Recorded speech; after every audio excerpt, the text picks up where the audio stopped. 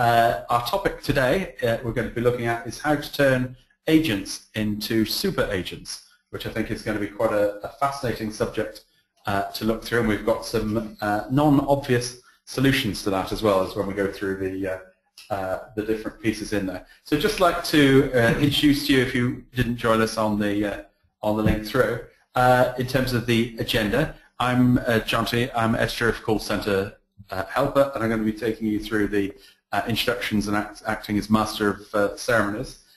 We're joined by Dougie Cameron. Dougie is up with us outside of Edinburgh. Welcome to you, Dougie. Thanks, John T. Dougie, would you like to introduce yourself and share with the audience what AdsS Consulting does? Yeah, I mean, I do two things really. One is kind of operational consultancy for call centers. The other one is that I'm a coach, and you know, I like to get the help businesses and individuals get the best out of themselves. So I have a long background in big companies, and then I decided I enjoyed the flexibility of working for myself. So something again we might talk about a bit about further on. Wonderful. And Doug is going to be taking us through creating an environment where super agents can thrive, which I think is going to be fascinating. We're going to be doing the regular top tips from the audience, and I'd like to introduce you Richard Piddington from LiveOps. Welcome to you, Richard. Thank you, John T. And you're going to be talking about giving us super agents the right tools. That's right. Yes, exactly. I'm from LiveOps, as you said. We're a cloud contact center provider, but the other half of our business is that we run quite a large call center operation ourselves in the US with 20,000 agents who are all based from home.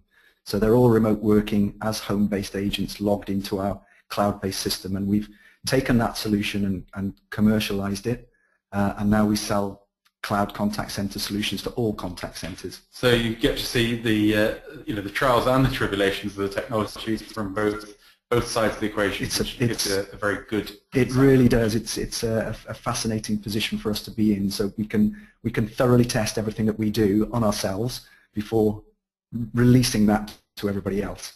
Brilliant. So a little bit of housekeeping for all. We're going to dial into the chat room where you can leave tips and questions, and there is a bottle of champagne or box of chocolates of your choice for the best tip. Replay is going to be available later on today. That's on the same link as you've dialed in to, and you have the option to share that link with other people within the business. I know a lot of people like to watch the replays and then like to share it with their teams or with their management team, some of the ideas. And white paper will be going out to you from LiveOps after the webinar. So into the chat room, callcenterhelper.com/chat. No commercial messages in there, please, and only use web addresses or emails through the direct message function.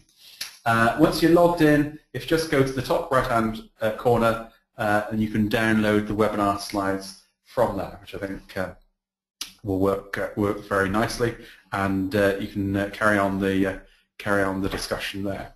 So what I'd like to do now is I'd like to pull up a poll, and the poll is that there probably are already some super agents within your business right now. And so if you'd just like to vote on the poll, just put it up. So what do you do with your existing super agents? Where do you use them? Do you use them on the front line? Do you use them for more complex interactions? Do you use them as team leaders, if you've promoted them up, the super agents? Do you use them as product or process champions? Or do you use them for training and induction? So I'd just like to vote on all of those that apply here. Richard, would you like to take a guess of which couple of those you think might come up? Well, I'm hoping that they're on the front line. I think that would be appropriate, but I also know that we all like to take those great people and use them across the business to the broader advantage. So I'd hope it was front line. Well, let's share the results with everyone. Hopefully you can see those on your screens right now. The sample size for this is 105. 58% are used on the front line, 61% on more complex interactions, 41% as team leaders, 42% as product or process champions, and 64% in training and induction. So Dougie, that looks like quite quite a wide spread there. Does that sort of tie in with what you'd expected?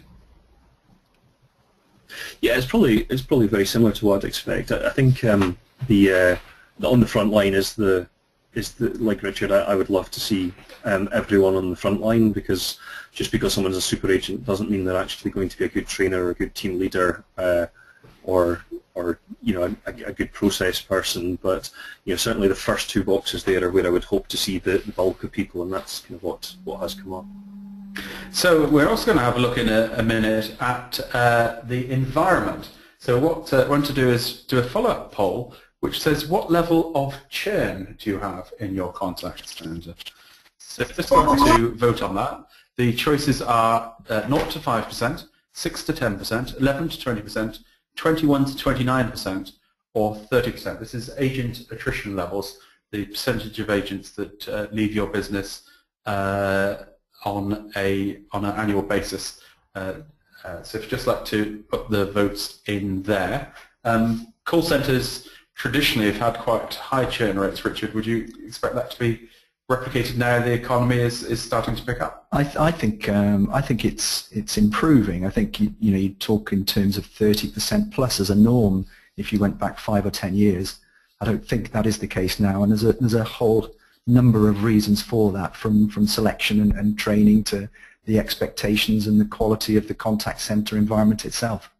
So let's have a look at the results there, and I think the answers there are quite interesting. 22% in the 0 to 5% range, 34% 6 to 10%, 26% in the 11 to 20% range, and then it comes down a little, 6%, 21 to 29%, and perhaps worryingly, 30% are in, sorry, 12% are in the rates of 30% or more. So Dougie, that's quite a high figure, over 30% attrition. Yeah, I think it's I've seen outsource operations that have been much higher than that as well, depending on who the client is and what the rate that they pay is. So it doesn't surprise me to see high levels. I think it's heartening to see that the majority are in the 6 to 10%. That's probably a bit lower than I would have expected the result to be. Maybe reflects the economy, I'm not sure, but pretty good result, that. Yeah, I think it's certainly encouraging that according to my maths, is 56% of call centres have got under 10% attrition. Yeah, that's terrific. If our sample is representative of the industry, I guess there's perhaps an element we're attracting the more enlightened call centres onto our webinar. So yes, there may be an element of self-selection in that. Perhaps there's a couple of polls. You have two polls, aren't there? One end and then the other end. In this particular case, we've got some very good examples, obviously, of people on today's webinar, but perhaps there's a group of our audience who'd like to understand ways that they can fix this problem. So I'd just like to ask a final question of the audience, and if you can respond to this in the chat room, and that is, what have you tried to turn agents into super agents, and what has worked best? So if you'd just like to put that into the chat room, what have you tried to turn agents into super agents, and what has worked best? So if you could do that perhaps in one or two words. Be interested to see the results of that coming through. Got a number of people typing that in as we speak. So Yvonne says they've tried enablement. Glenn says we've tried buddying with super agents. That's quite a nice approach. Mike Tenner said role reversal. So I guess that is might be useful to have a little bit more detail on that, but changing the roles of different people to multi-skill. Marjo said coaching. Marius, coaching. Colin, customer persona training and awareness. Janice has also tried buddying or shadowing. Delegating responsibility, that's a nice one from Laura. Empowerment from Lucy. Personal development plans from Yvonne. Graham, development opportunities. Ahmed, empowering agents. And Rayal has said we have some really fun and cool incentive plans that have encouraged a more positive atmosphere, and positive begets positive. So I think that's probably quite a good point there. There's more coming through. To hand across to Dougie, who's going to be looking at how we create an environment where super agents can thrive. So Dougie, if I pass the baton across to you. and you'd like to share with us some of your thoughts on how to create the right environment for super agents. So I think you might be muted there, Dougie, if you can just unmute yourself. With you. 2 seconds. Yeah, I'm on now. Right. Hopefully this is me ready to go. Indeed. Can you see my slides? We can. Perfect. Well, thank you, Jonty. As we've discussed before, I'm Dougie, and what I look forward to sharing with you in this session is my perspective on the super agent debate. Before we start to skip through the presentation, let me first of all put my perspectives in context. I am classic gamekeeper turned poacher, the opposite way to most people. I'm a qualified accountant and former finance director, and through performance management systems and so on, I've seen the best and the worst of agents. I've worked for some great companies such as Scottish Courage, Coca-Cola and BSkyB, and I've seen all kinds of people's strategy from the very best to the very worst. And more laterally, as an operations director, I've run field sales operations, call center operations, and I've seen good people turn bad and bad people turn good. So the one thing I say is there's probably no finites in this. And before we start, the term super agent is a bit nebulous. So for clarity, what I think about when I think about super agents is an agent that really gets it, delivers a great customer experience, is passionate about what they do, builds empathy and relationships, and ultimately resolves customer queries. The key thing for me is that agents are people, and they operate in a business that's run by people. So with that in mind, let's crack on. The slide changed and I breathe a sigh of relief. So whether it's turning agents into super agents or whatever, there really is, is there really a need for change in call centers right now? And I would argue absolutely yes. As we automate more of our simple transactions, the work that's left for agents to actually manually handle is getting increasingly complex. And with that context, the capability of agents needs to be higher on average than it is now. Secondly, customers are changing. The days of the unconditional customer loyalty and inertia have passed. Customers will change suppliers for so many reasons. The last two strategic advantages that a company has are the product itself and the emotional relationship with the frontline people in the business. And the last thing that for me is the main imperative for changing the call center is that we've got a workforce ticking bomb. Employees want something different in the workplace than what they've got in the past. The people of Generation Y, so our current workforce, people born in the 80s right up to 2000, place job satisfaction higher than financial security. And these people don't respond well to a typical command and control environment that we have in call center. So if we believe that retention of employees is important and the benefits that come from that, such as retained skills, recruitment, reduced recruitment costs, and maintaining good employer brand reputation, then we need to meet this generation where they are right now. So without a doubt, we need to change. Therefore, what we need to do is go out and recruit some super agents, right? No, I would argue, no, that's not the right thing to do. To explain why it might appear a bit of a contrary view, let's first of all have a look at a really simplified but typical customer ecosystem that we all work within. Our companies work in a really simple environment. However, conflicting objectives and silo thinking make this more complicated than it needs to be. As I mentioned before, there are really only two touch points with a company that customers put a value on. Firstly, the service or product that they are buying and how they perceive its value for money, its reliability, and its overall quality. And secondly, the people that they interact with. Whether we like it or not, the call center agent or retail advisor, if it was in retail, that they speak to is the customer's reality of our company's personality and their relationship with it. So far so sensible. However, many companies publicly state that their vision is to deliver a world-beating customer experience or something along those lines. But that's so often compromised by micromanagement of budgets and operational metrics, and this inconsistency confuses the people that work for us. Despite knowing all of this, we invest heavily in process and systems, and we sometimes put great systems in place, but then we fail to deliver the human link that comes with the system and sits between our company and the customer. We preach the benefits of customer experience, yet we pinch the time from the training and the development of the people that actually face the front line, actually face the customer. This kind of bipolar leadership confuses our people and means that they don't deliver their best, and eventually the elastic has to break. Obviously, we all know that people with a super agent skill set are out there, or even are already in our own business. So we could go straight out and recruit them or promote them. I would argue that recruiting a super agent in isolation will not improve performance. Imagine for a second that we recruit the hottest people with the best skills that are out there, and then we put them into an environment which may have poor systems or processes, leaders who don't get it, or even leaders who aren't very good leaders, and then we make them follow set rules that they don't understand and they don't really feel empowered to follow. The likelihood is that recruiting super agents into an operation that hasn't been readied for them is going to yield pretty unimpressive results. Combined with the Generation Y effect, it's likely to lead to agent attrition, which means that our average skill levels will lower.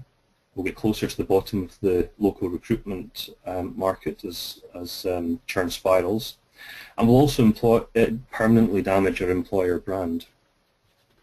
So what I would argue is that recruiting agents, or trying to move agents to super agents without preparing, is like building a fortress on foundations of sand. Eventually it's going to collapse. What is required is that the whole ecosystem needs to be re-engineered and refocused to create a new baseline, to create an environment where super agents can thrive. I think there are three critical preconditions that need to be in place to get the best performance out of super agents. The first precondition is leadership. There's an anonymous quote that I love. We encourage our children to walk and talk for 2 years, and then we spend the next 16 years telling them to shut up and sit down. And too much of our existing contact leadership is like that. We promise the world at recruitment, we make promises in induction, and then we give bright, shiny induction training, but then the reality of the operation is very different. The two most common things that I hear said in contact centres are leaders saying, "Why won't the agents do what we ask them to?" and agents saying, "I'm not allowed to do that." The quote on the screen here is by a chap called Benjamin Zander, who's an accomplished conductor, but he's also a writer about leadership. And he always argues that self-awareness is the key thing in leadership. If the team isn't performing, it's probably more to do with the leader than the agent. And in my experience, rarely has a truer word been said about leadership than this quote here. And Dougie, I think there was a nice quote I heard a while ago. Paul Cooper told me. He said, you know, when you think about leadership, it's not that agents don't listen to what you say. It is that agents do listen to what you say, and you know, that whole thing about the example is really quite critical. Yeah, absolutely. Excuse me. So there are three specific leadership foundations that I believe are required to set super agents on their way. The first one is the vision, and I think this is the key role of the leader in creating a vision for the business that's compelling and magnetic for the whole team. The customer vision should not be in the stale language of the boardroom, but rather should be actionable by the team every single day without any confusion. Secondly, the rubber hits the road for me with consistency.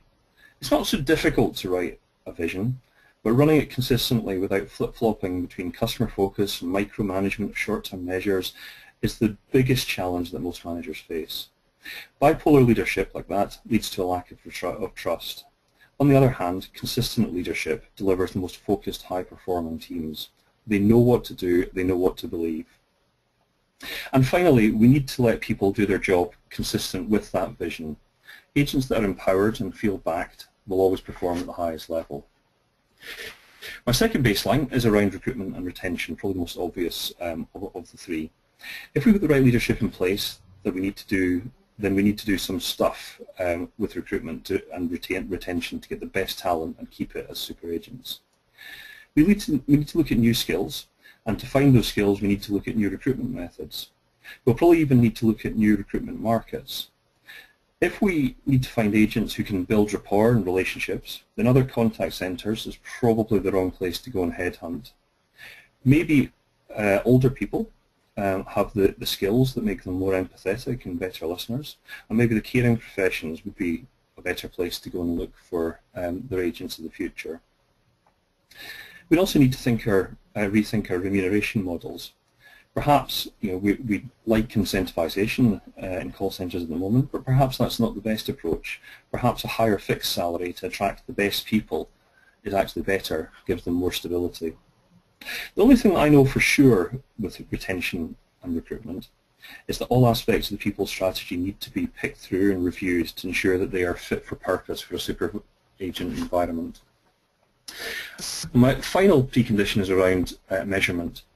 If we're serious about recruiting and retaining the best talent, then we need to think differently about how we measure and how we operate. We've all had the experience where an agent behaves in a really odd way that totally frustrates us. Maybe we've been told that someone can't do something, or they refuse to transfer a call, or they won't give a credit, or whatever. Rarely is that the fault of an agent who doesn't care. Normally it happens because an agent feels boxed in by policies and procedures, and often a manager who micromanages metrics. It's a rare minority that come to work to do a bad job, yet we set up our measurement systems and our management processes for the whole workforce to catch out that minority. We need to loosen the reins in efficiency metrics and focus on customer metrics. The benefits are going to accrue in a completely different way in a super agent environment. The benefits won't so much come from cost management. They're more likely to come with a slower burn through customer loyalty, product upsell and cross-sell, lower agent attrition, and if we've got it right, first-time fix will be excellent. So just to share some closing thoughts and wrap this all up, I firmly believe that we need super agents in the future, but they're not a silver bullet. What we need are super leaders first, and these guys have to really be able to sell a vision and live that vision consistently.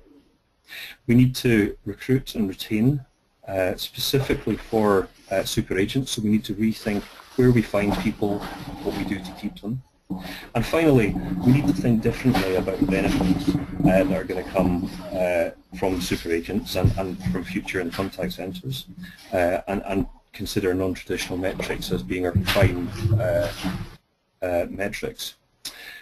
So that's me. Thank you very much for listening. Well, thank you very much indeed for that, Dougie. Some fascinating feedback on that. I think certainly the idea of looking at other areas, other professions to recruit people who've got great empathy. I love the idea of the caring professions there. I know a number of contact centres often also go out and look at the hotel profession where they do a lot of hospitality as a way of getting people like that. So tying very much in line with Dougie's thought there about creating the right environment, I'd just like to run a poll now of the audience and just have a look at how much autonomy do your agents have already. So I'm going to do an interesting poll. So how much autonomy do your agents have? Can agents set their own schedules and select all that apply here? Can agents swap shifts without approval? Can agents give a £50 refund without needing to go to a team leader? Do agents have no average handling time targets? Or do you have a flexible benefits package so agents can pick their own elements of benefits they want, perhaps trading healthcare against extra holiday or salary against extra holiday, so they can pick and choose the benefits package? So it'd be interesting just to see from these if any, we haven't got a none of the above apply, but it'd be interesting to see what comes up here. Richard, do you think swapping, setting their own schedules is going to be popular? I thought this was a rather cheeky one to put in here. Yeah, it is rather, isn't it? I mean, the ability to at least bid for particular schedules is one thing, and then to having a flexible enough workforce management system to be able to perhaps trade that with somebody who's equally skilled, that absolutely is a very valuable benefit to have. But in terms of the ability to do that across all centres, it's not quite as straightforward as that. Well, indeed. So setting their own schedules is probably the lowest one on the list there.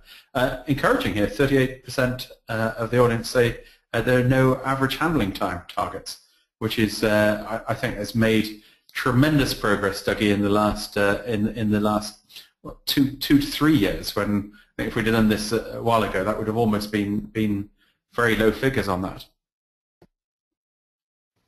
Yeah, I think, I mean, I've certainly been in an environment I would have said was a no HT target environment, but it's not necessarily felt like that. So there's often a subtlety between targeting and the pressure that someone feels if their call has, their average calls are a bit longer. So I think it's a great move in the right direction. I think it comes a bit back to the bipolar leadership thing that I was talking about, which is people say one thing and sometimes act a bit differently.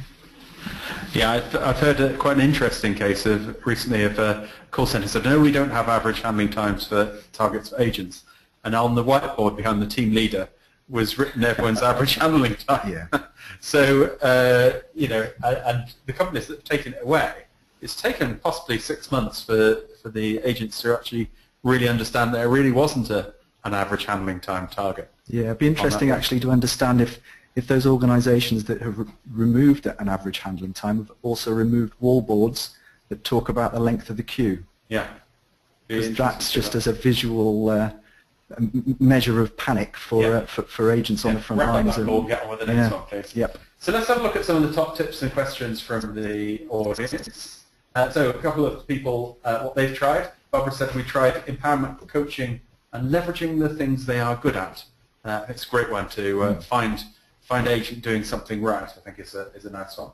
And Camelia says we involve the agents more in performance improvement plans. So the question that came in from Polly, don't you think that buddying is too tricky? So that's an interesting one. I'm going to put this one out to the audience. Anyone who's tried buddying, if you'd like to leave us your feedback on that, would be good. Laura said, very much in line with Dougie, agents are people. If you can relate in a way that helps the person to grow without losing sight of the big picture, you can only gain from buddying. Let's have a look at some of the tips coming up.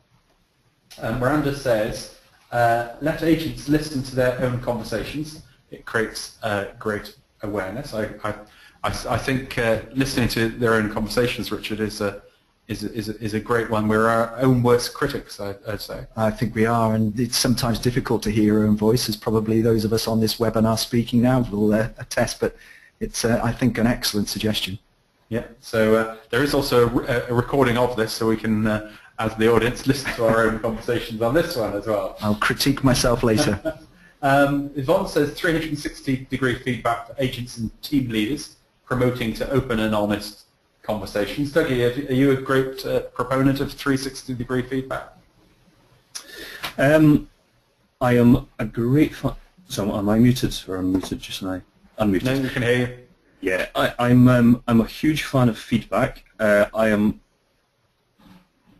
not a fan of organised feedback, and it sounds a bit complicated. But the reason I say that is that when you put a structure around feedback, then people tend to stick to the structure rather than have the honest conversations at the right time. So for me, feedback needs to be instant and needs to be generous and needs to be very direct. So I think 360, all feedback is good, but if you get feedback 3 months after something's happened, it's kind of it builds resentment and isn't a great thing. So a big thumbs up to feedback, but with conditions. Okay, let's have a look at another one. Miranda says buddying is not tricky at all, though it is important that the buddy is a good coach. So I guess there's always a danger that if you buddy an experienced person with a new person, you can actually teach bad tricks to the new person coming in. Yes, indeed. I think from an earlier poll, Jonty, we saw that nearly 40% of the audience's super agents were being used in that coaching capacity. So obviously buddying does work. And buddying can empower agents to always aim to be really good, as long as the person you're budding up has the right behaviours, I think, and what we've said. A couple more tips. Laura says share more inside information regarding customer requests. That's a nice one. Let agents set their own goals. If they set it, they will work effectively to achieve it. Guide them through their goals and development area, but with no agent buy-in, they will not succeed. The worst thing you can do is set an agent goals without their input. I think that's quite a It relates somewhat to that word empowerment, which came up an awful lot earlier. And you could say, is empowerment something you give, or is it something that you take? I think if you could probably just take more and just do it and just be, rather than being told that you needed to be empowered.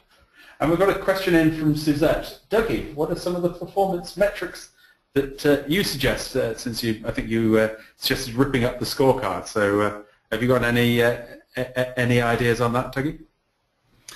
So the first thing I would say is that there's no silver bullet to anything, and I think that the performance metrics need to be very specific to the organisation and even the part of the organisation. However, what I would say is that the metrics need to be customer focused and probably relevant for the customer as well.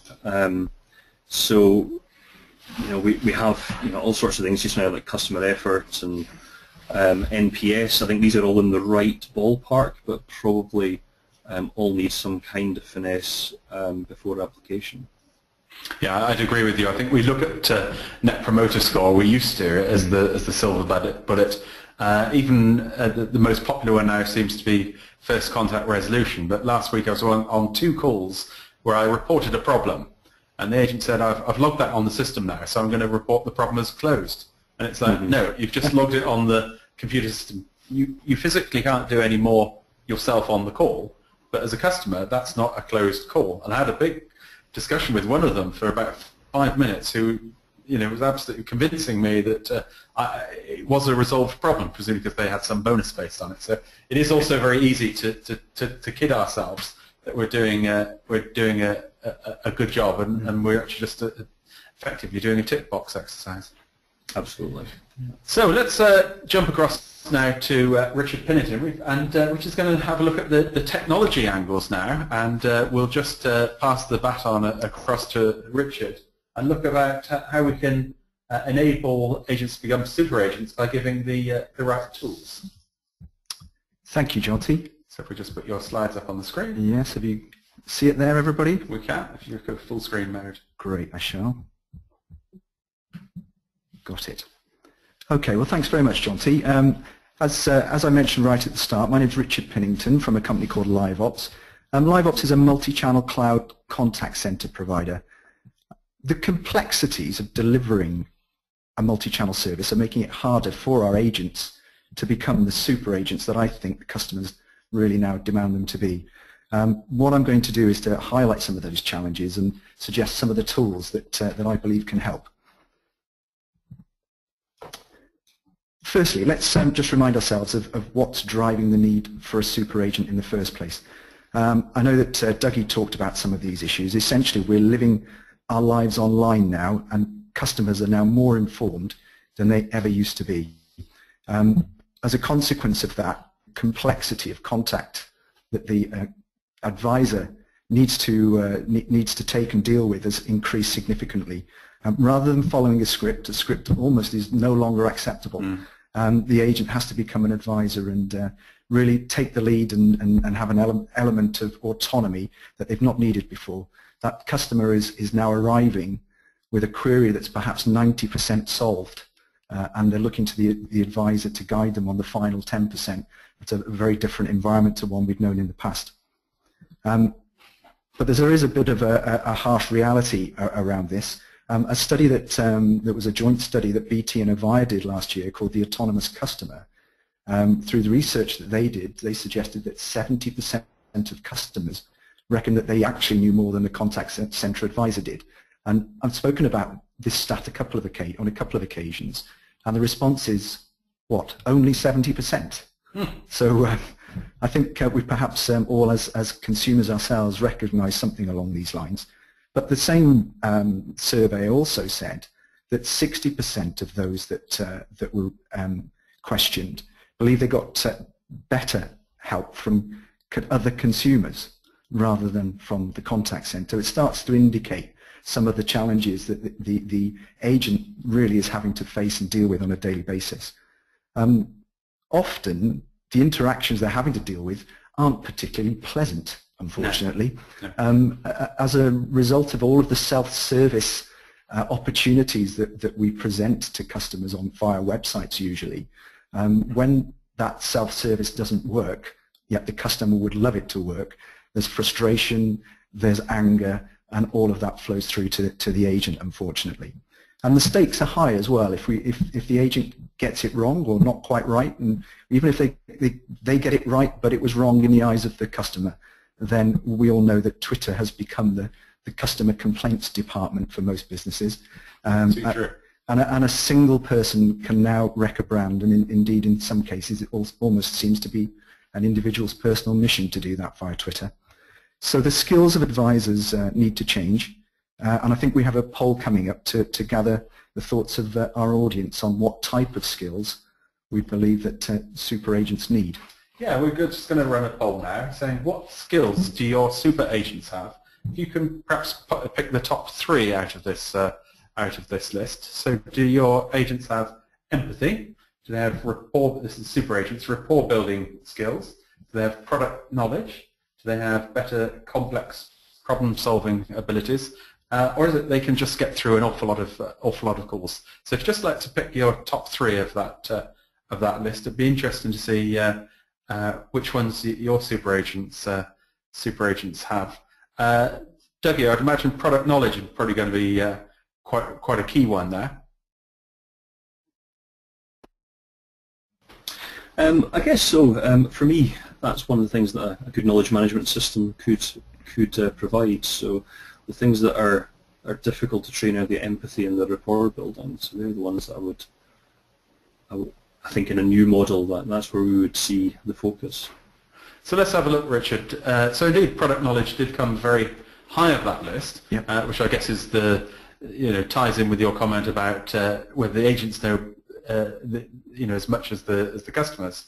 So that's certainly key. But empathy, rapport building, complex problem solving, and it's quite encouraging to say that actually only 22% said that super agents, just getting through a lot of calls, which is actually super agents often very good at doing that as well as the other ones. It's great to see those results. We know that the call centers' origins were based on a productivity-based model, but obviously with these the complexity of new interactions, to see these skills coming through, I think that's it ties in with some of the research findings which I'm about to share with the audience. Okay, so I'm going to pass the baton across back to you, Richard, and we can have a look through those findings.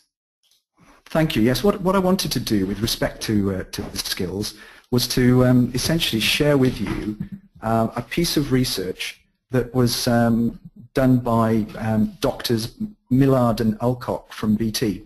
I really would recommend that the audience tracks down this white paper. I have a link to it. It is a public document. I have a link to it at the end of the slideshow, which I know the audience can download. What we'll do is we'll also add that onto the page where people get the slides after the webinar, so that if anyone wants that. Perfect, perfect.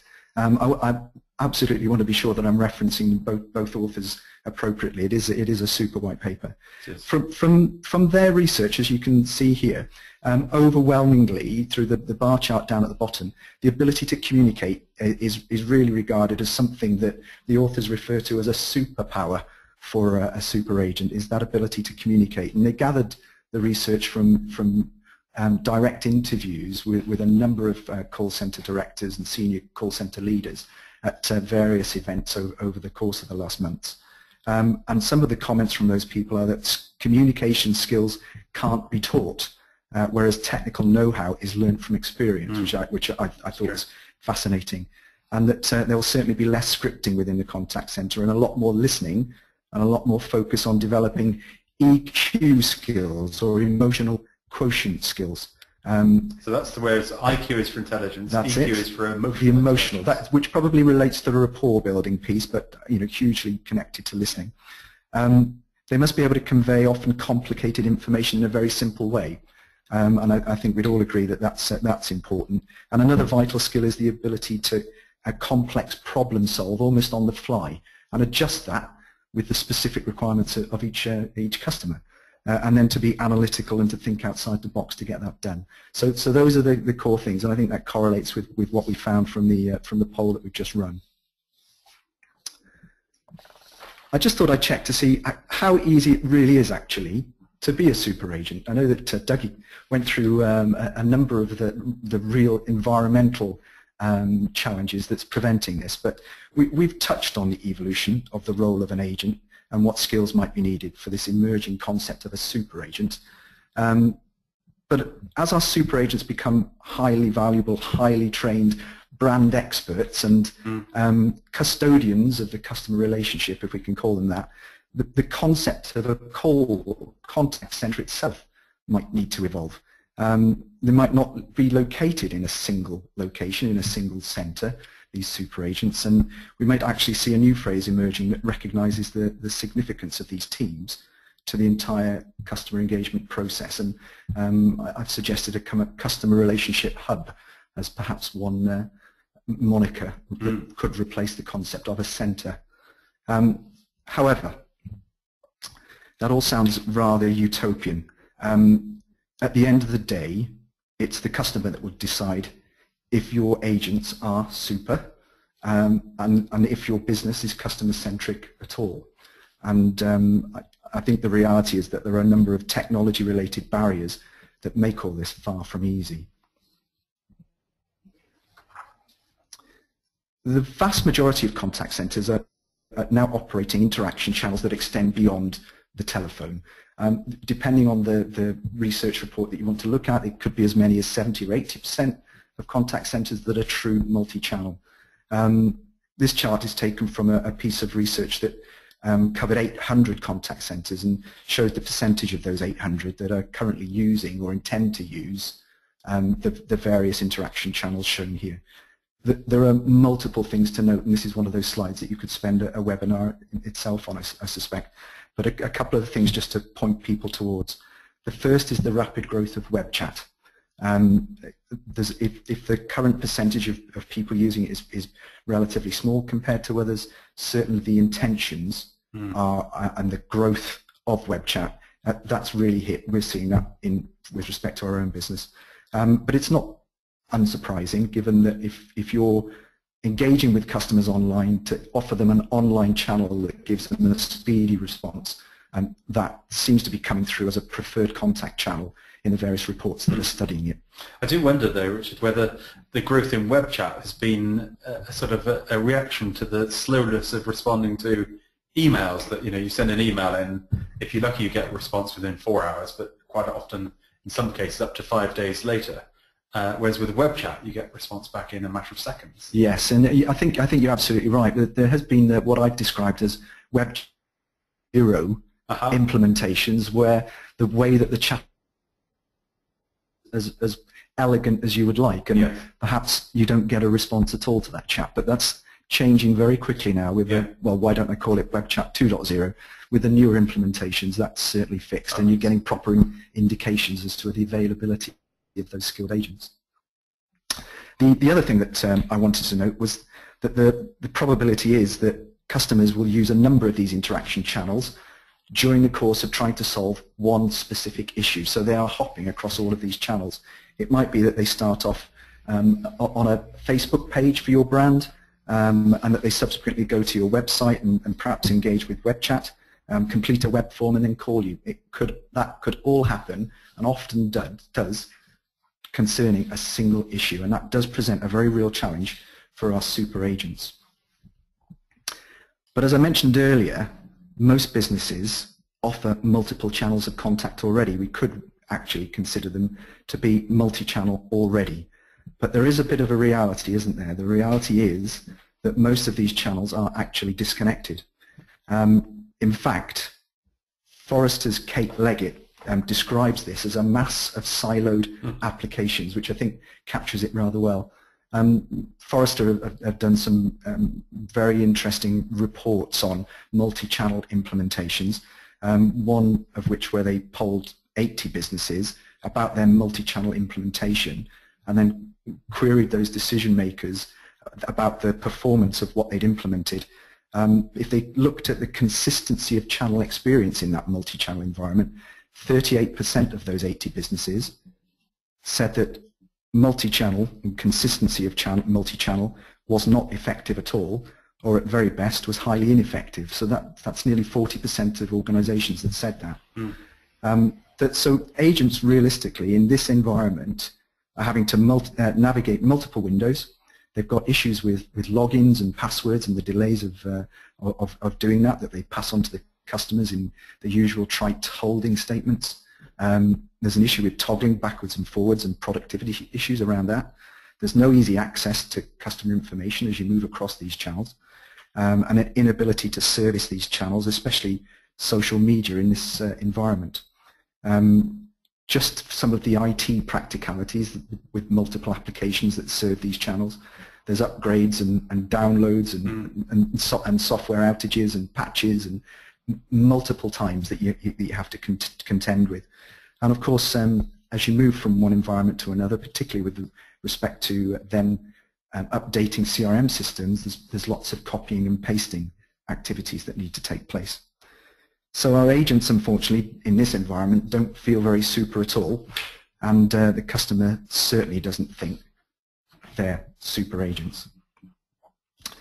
So to summarize where we've reached, if I think about what I've said so far, plus the presentation from Dougie, I think we've explained we're in an environment where we have hyper-knowledgeable customers, complex interactions coming at us from multiple channels now, heightened customer expectations, and with that also has come diminishing loyalty and a willingness, in fact, to abandon a relationship with a brand and then rubbish you on Twitter, of course, as we said. And then just to compound everything, these disconnected tools. Yeah. So what I'd like to do is just talk about some of those tools and some of the solutions that are out there. And what I'd like to do is just start up by presenting one of those, which is a LiveOps tool, of course. You perhaps expect me to show that. So the image that I'm showing on screen here is a multi-channel agent desktop application that we call LiveOps Engage. It's cloud-based, so agents can log in via a web browser and could do that from anywhere. It could sit on top of your existing telephony environment, or you could, in fact, use a laptop and a headset, and you don't need any call center infrastructure at all. Today's tech-savvy employees tend not to be impressed if they're given out-of-date tools to work with, especially when they're using those tools on the front line. And as you can see with this particular interface, they're a lot happier working with a tool that actually looks more like a web page, or like an Amazon web page, yeah, to some extent.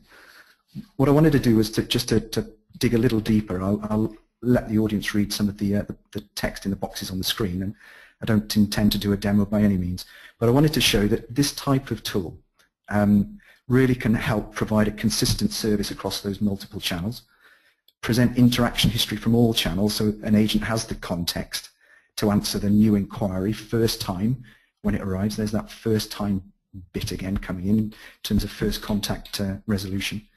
It provides the ability to toggle between an online environment and an offline environment. So an agent could pick up a potentially negative conversation in Twitter, engage with the customer in that public environment, take it offline, maybe with a phone call directly in one-on-one, solve the problem there and then go back into the Twitter environment to close it down again in that public environment. So the ability to do that, to shift channels just for that one issue, is a huge benefit. And then to close down the interaction rather than having multiple issues open for different channels based on the same customer problem. You can easily pull in data from CRMs and synchronize back to CRMs when you're finished. And there's lots of templating in here. So whether it's an email template, whether it's suggestions on web chat, URLs that can be pushed out to customers, all of it sits in here. And you can either give the agent the autonomy to deal with that themselves, or to put in some steps, those nuclear button options that allow somebody else to review what they've done. Sort of very much customize their own desktops. They can do an element of customization. There's how far do you take it? The ability is there to customize, that's for sure. With these web-based applications, it's a lot easier to connect and integrate with other similar applications, such as knowledge bases that Dougie referred to earlier, co-browsing and workforce management solutions. And it's easy to do that and bring that into one single agent application, one single desktop. So training is reduced, familiarity is there, speed and productivity is easier to achieve. But one of the most important ones, as we've probably indicated already, is knowledge base. Agents really are already knowledge workers. They just perhaps don't have the right tools that they need to support them. But good knowledge management tools are absolutely critical to support this model. What you can see here with the graphic I have is to show some of the challenges of disparate information sources that somehow need to be brought together. Most of our businesses have a challenge doing this just by using an intranet, and we know how things can get out of date. So the knowledge-based systems have an awful lot of challenges that they need to produce for agents in that environment. But knowledge-based solutions, and I've mentioned a couple of brand names here, they're also pushing that knowledge not just onto an agent desktop, but straight out onto websites as well. So almost recreating the brand's web branding and pushing the content in the form of FAQs to customers. Yeah, and I think that's probably one of the most exciting bits of knowledge bases now, is not just being within the contact center, but actually pushing that onto the website for customers as well. So that's it. And I wanted to, from a LiveOps perspective, we're working with MindTouch that I've listed here. But I saw a great case study from Transversal, which I wanted to share with the audience. This is a Transversal customer, which is Mothercare. So on the Contact Us page for Mothercare, they've put this bold statement about how 80% of inquiries can be handled from the information they're presented through this FAQ, which is the knowledge base that Transversal has pushed through onto the Mothercare website. And it's brilliant to see that some of the results that they've been able to achieve on the basis of this implementation. And I'm sure that we talked about some of the changing performance measures earlier on. I'm sure that ultimately Mothercare will start to look at customer effort scores and perhaps also look at some of the reasons that people are getting in touch in the first place, and are those reasons becoming more complex. I'm sure that will be the next evolution as they look into the ROI on this particular implementation. I think it's quite fascinating there, sort of second FAQ there, what delivery options do you offer? Because so many companies I see, you only ever get to see the delivery options and delivery prices actually at the last step in the checkout process, whereas you won't know how much does it cost and what delivery can you get almost up front rather than having gone through a whole process. Yeah, absolutely. I wonder how long it will be before we see, from an Amazon perspective, the option to deliver by drone. Apparently that's the next thing coming.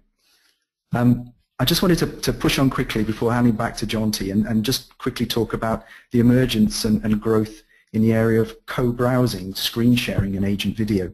It's certainly the ability for agents to do this and to be able to help customers with complex product or service queries, or indeed personal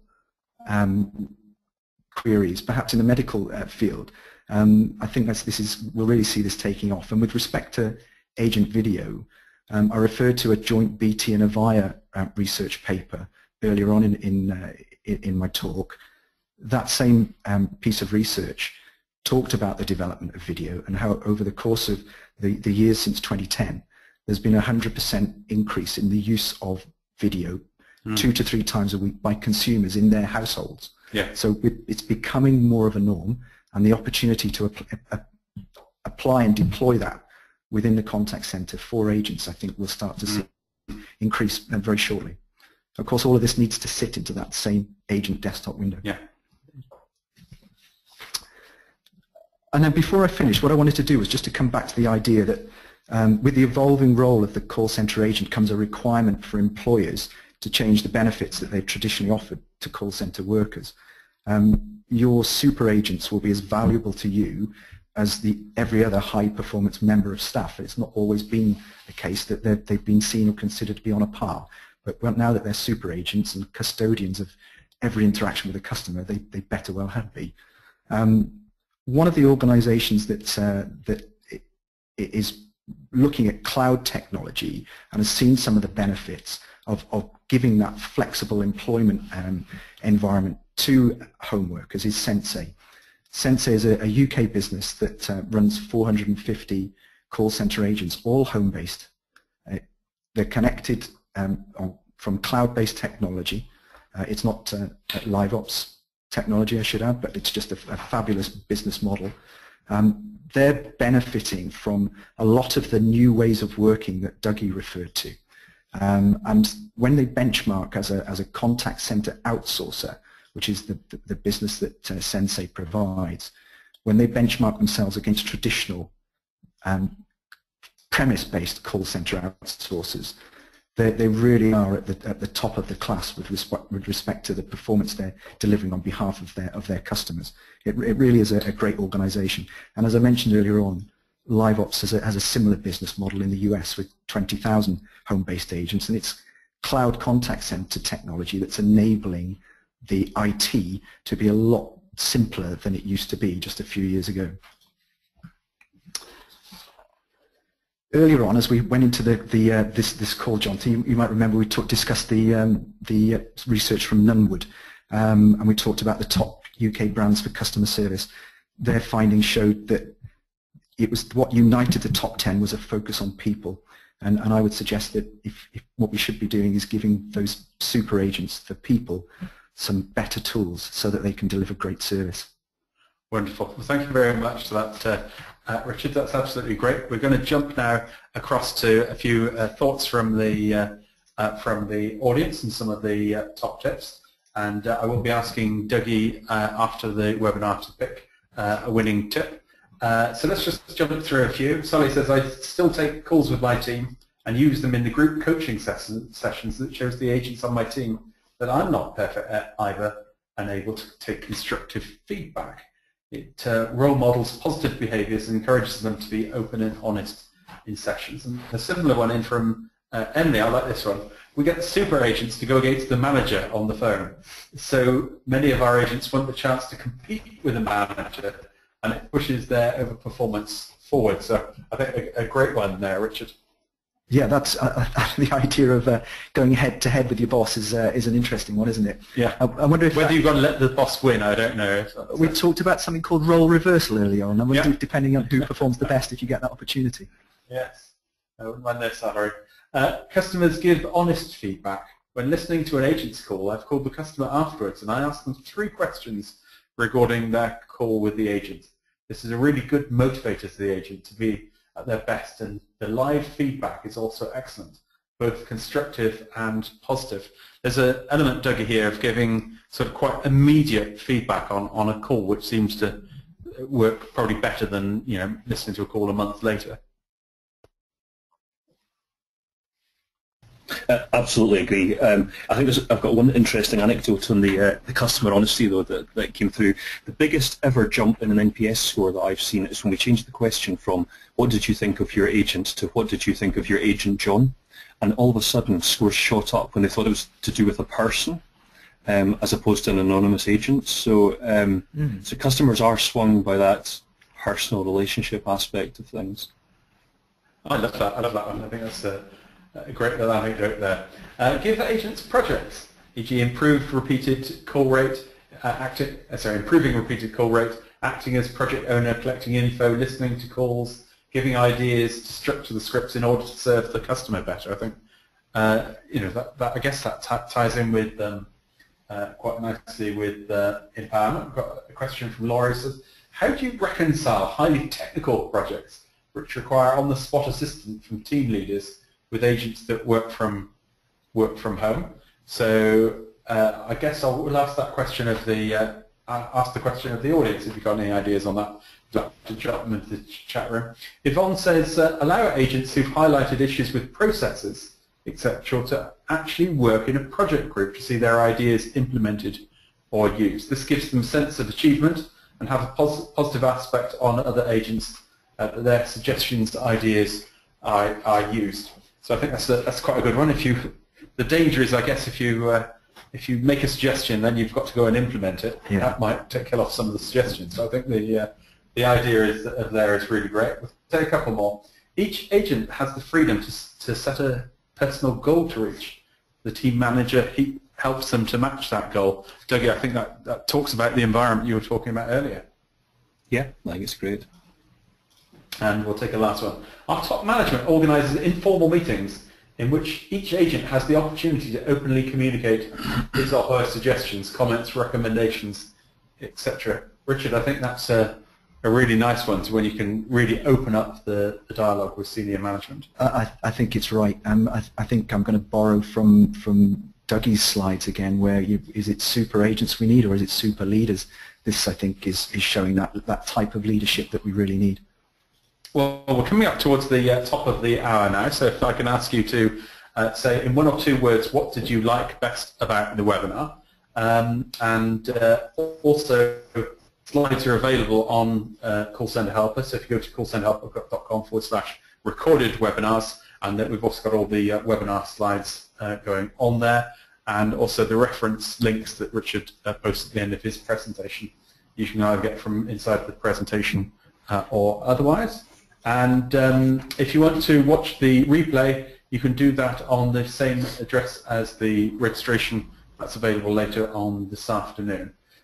So just like to say thank you to our 2 panelists. Dougie, we'll have a chat with Dougie in a couple of minutes. We'll pick the winning tip, including from all the other tips that we haven't read out as well. So thank you very much to you, Dougie, for dialing in today. My pleasure, thank you. Thank you to Richard Pennington. Thank you, Rich, for dialing in, joining us today on the webinar. No, it's a pleasure. Great to be in your office here as well. That's wonderful. Great. And thank you to everyone in the audience for joining us. And we're going to be looking next week at first contact resolution. Thank you, everybody, and goodbye, and speak to you next week. Bye-bye.